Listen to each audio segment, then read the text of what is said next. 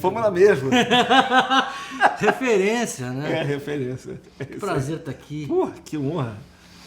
Muito legal. Bom demais. Parabéns pelo programa, a gente acompanha e é muito bom acompanhar e poder estar aqui também te dando esse abraço, celebrando a nossa música, a amizade, tudo que faz bem para a saúde, né? Tocar é uma coisa tão boa, que passa tanta coisa positiva. Então, muito obrigado pelo convite, me sinto honrado. Obrigado você por ter aceito o convite. Bom, obrigado. Gente, eu estou aqui hoje com Yamandu Costa. Esse cara...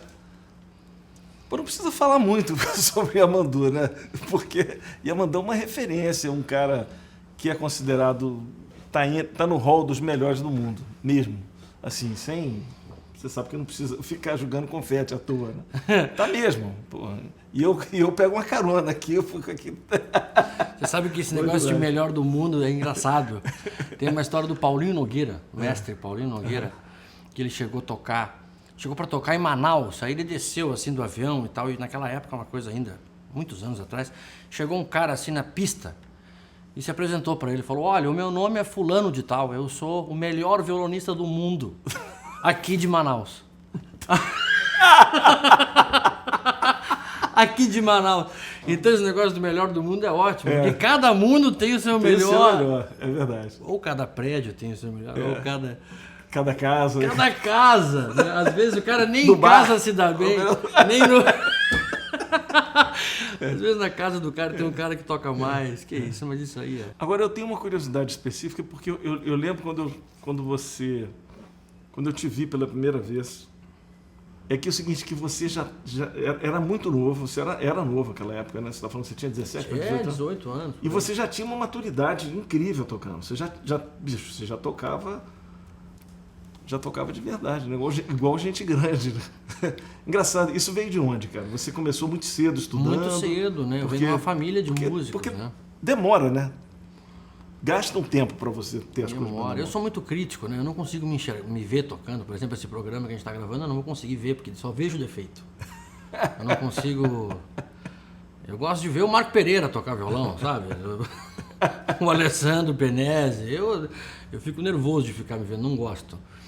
É uma eterna busca, né? Mas eu comecei muito novo. Meu pai tinha um grupo de música chamado Os Fronteiriços. Meu pai e minha mãe, meus tios, era uma família musical que animava festas no interior do Rio Grande do Sul. A gente tinha um ônibus antigo com equipamento de som. Olha só. Então eu me criei carregando caixa de som para fazer baile nos CTGs, nos clubes. Olha só. Então, com 4, 5 anos de idade, quando tinha aquelas matinês, aquelas coisas, eu ia cantar música regional. Você ia cantar, isso, não tocar? Comecei cantando música da Xuxa, em matinê. Porque a gente fechava na época, você se lembra, carnaval era uma boa grana para os músicos. Eram 4 noites e 2 matinês, pelo menos, assim. Era uma empreitada danada, os músicos tomavam aquele Guaraná em pó para conseguir segurar a onda. Que tocavam a noite inteira, dormia umas 3, 4 horas e tinha que tocar a matinê. E eu entrava na matinê, cantando a música da Xuxa com cocar de índio. Aí eu pegava a guitarra, tocava La Bamba. 6 anos de idade. Para bailar La Bamba. No matinê do carnaval. Com negócio de índio, assim e tal. Total, não, sabe? Aí daqui a pouco o cara do surdo começava a ficar com... adormecer a mão, aí eu ia pra lá, pegava o surdo e bum. Eu ia falar isso agora, engraçado. Sempre alguém passava pelo surdo para revezar com o cara. Exatamente. Era uma família musical, que aquilo ali era o sustento de meses na época. Você fechava um bom carnaval nos clubes, você ficava 6, 7 meses com uma folguinha. Com uma folguinha, né, para segurar a onda e tal. E era uma família que vivia de música, então tocava em festivais regionais e bailes. Minha infância foi essa, foi correndo atrás da máquina. Eu me lembro da minha mãe, em determinados lugares, ensinar as pessoas a dançar. Quando a gente saía do Rio Grande do Sul, não tinha essa. Meu pai começava a tocar com a banda, e o baile é o baile. Se você começa a tocar o baile e ninguém dança, você tá ferrado, você não volta no ano seguinte. Né? Então a mãe saía... A pista tem que encher, né? A mãe saía do palco e ia dançar, ia ensinar as pessoas.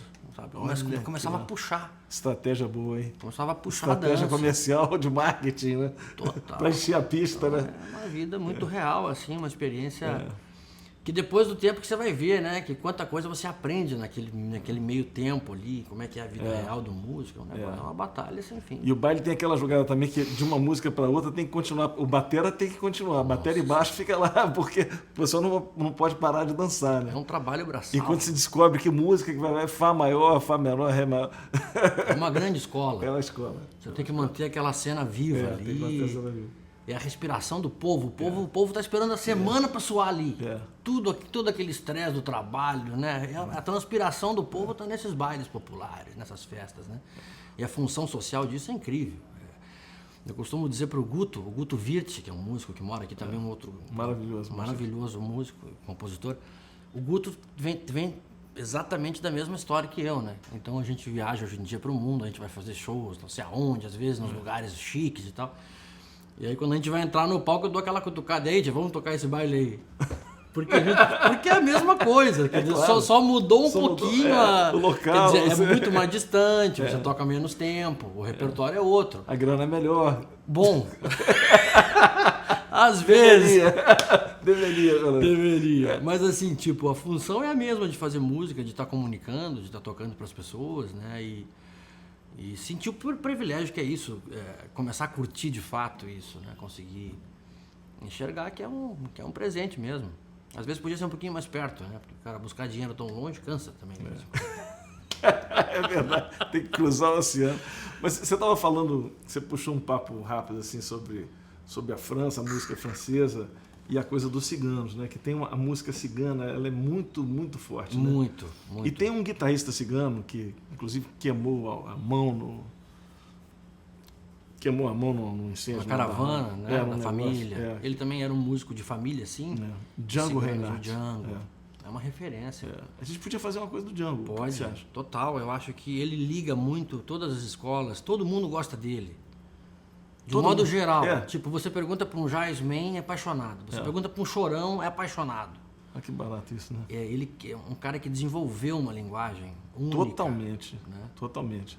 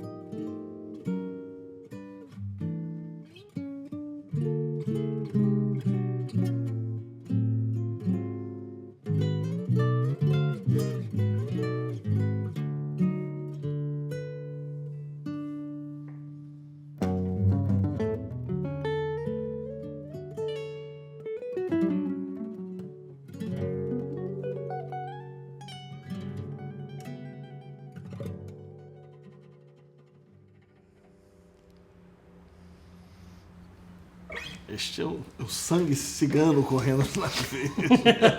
Yamandu. Impressionante, né? Como música feita nos anos 30, né? Nunca foi tão tocada, né? Festivais Django, na fronteira da França com a Alemanha, Estrasburgo, a região deles é ali, né? Onde eles chegaram, o Birelli Lagrene, toda aquela turma, eles moram por ali e tem aqueles acampamentos. Uma vez a gente cruzou, o Guto estava nessa história, na Austrália, com Samson Schmidt. Schmidt é uma família muito tradicional do Manouche. E a gente ficou muito amigo, né? Sabe aquele negócio de ficar amigo sem falar idioma nenhum, né? O idioma é tomar uma ceva e tocar, né? Tipo, sai tocando, já fica amigo do cara. Você tem que ir na minha casa, pegar aquela coisa, melhores amigos, né?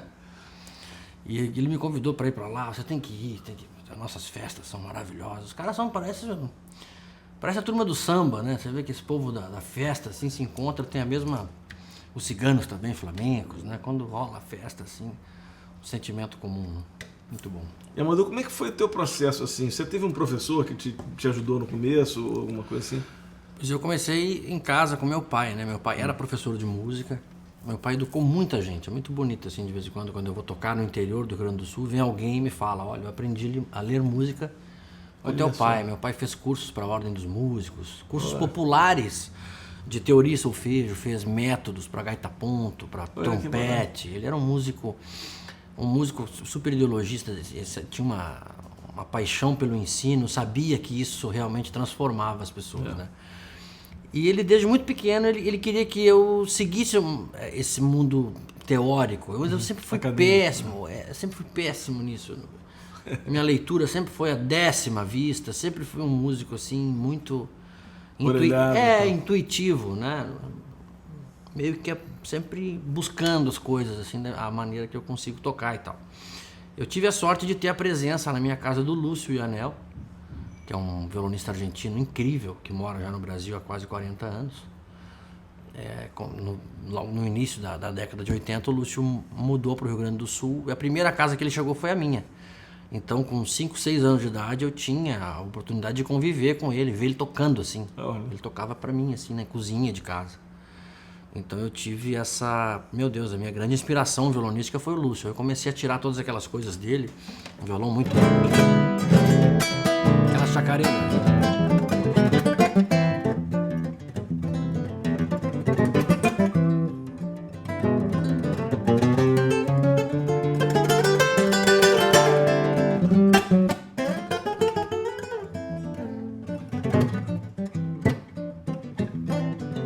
Esse é o Lúcio, né?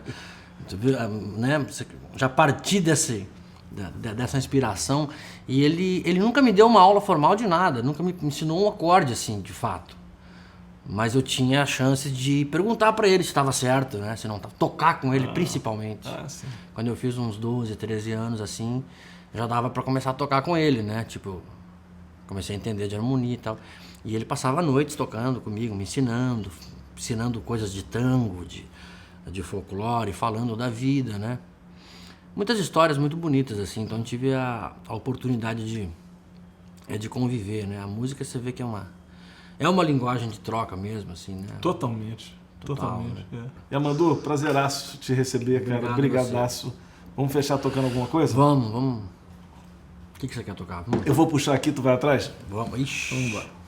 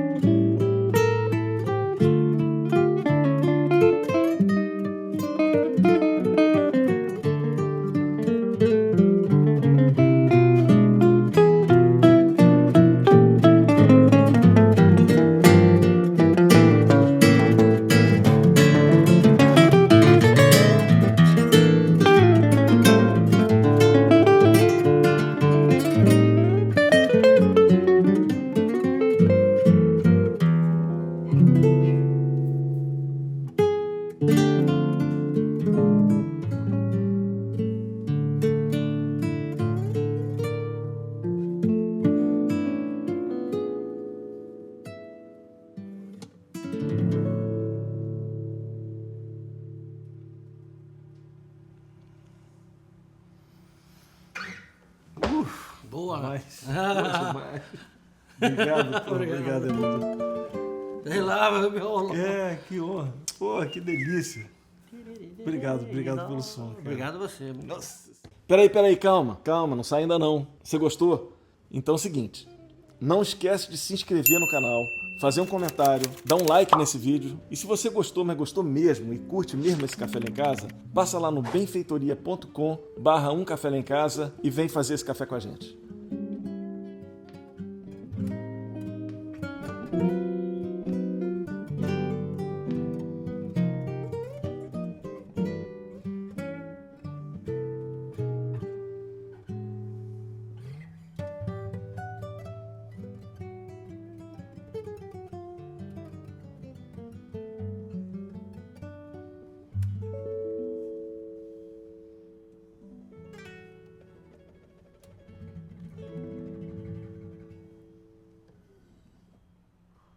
A minha afinação tá uma merda e no começo eu acho que teve um negócio de forma.